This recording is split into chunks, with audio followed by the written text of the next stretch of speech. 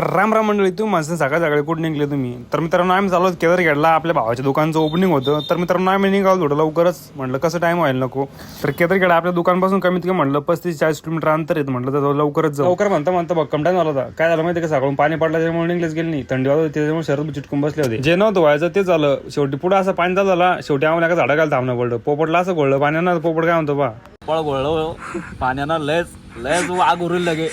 आपला पोपट समोर गाडी आणत होता, तर त्याचं डोकं असं घोळलं पाण्यानं. तेव्हा म्हणतो डायरेक्ट डोक्याची आग उरली. म्हटलं काही विषय नाही भाऊ, चालत असते तेवढ्यात म्हणजे आपल्या भावाच फोन आला. अरे म्हणजे कुठे म्हणतो तुम्ही तुमच्या अजून रेबिंग कापाच थांबवली. तर म्हटलं भाऊ काही विषय नाही, तुम्ही रेबिंग कापून घ्या, आम्ही आलोच म्हटलं रस्ता नाही. तर मित्रांनो पाणी तर एवढं जोरात नव्हतं, पण शेतुड्यास लागत होती ना, तिचं पुरं कपाळ पुरा असं डायरेक्ट सगळी साल्टा बिल्ड निघत. अर्धा घंटा उभं राहिलो तिथं. अर्धा घंट्यानंतर पाणी उघडला. ते म्हणलं बरोबर तू 75ची स्पीडने गाडी पळव. पण त्यांना आपल्या शब्दाला मानतो एवढी गाडी पळवली. शेवटी मला भीती वाटायला लागली. म्हटलं नको वाळूनच कसं, म्हटलं चुकून कधी रोडवर पडलो तर अपमान तर होईनच, पण उचलत बी कोण येणार नाही. मग काय 5-6 मिनिटाच्या नंतर आम्ही डायरेक्ट भोकरदमध्ये पोहोचलो. मग त्यानंतर मित्रांनो आपल्या पोपटच्या गॅरेजचं काहीतरी काम होतं इथं. तर त्यांना ते गाडीचं काही सामान आणून टाकलं इथं. त्याला म्हटलं आम्ही तिकडून तोपर्यंत काम करून ठेवा. तर तो बोलला करून ठेवतो.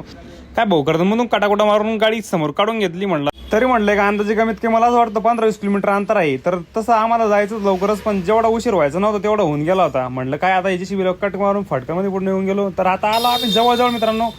तर आले हो ना आमच्या हातामध्ये डायरेक्ट चिवड्याची वाटी त्याला. अरे म्हटलं चिवडा आणि फुकटचा तर आम्ही काही सोडत नाही. मग काय पोपटनं आम्हाला डायरेक्ट 2-2 सोनपापड्या देऊन टाकल्या ना. म्हटलं काही विषयच नाही, आम्ही जर फुकटचा चिवडा पहिला खाऊन घेतला. म्हटलं बाकी काही हो नंतरचा विषय. नंतर काय चिवडा खाल्ल्यानंतर चहा आला. चहा पिला. त्याच्यानंतर भाऊच्या गाडी पण डायरेक्ट शाल टाकून भाऊचं अभिनंदन केलं आपण.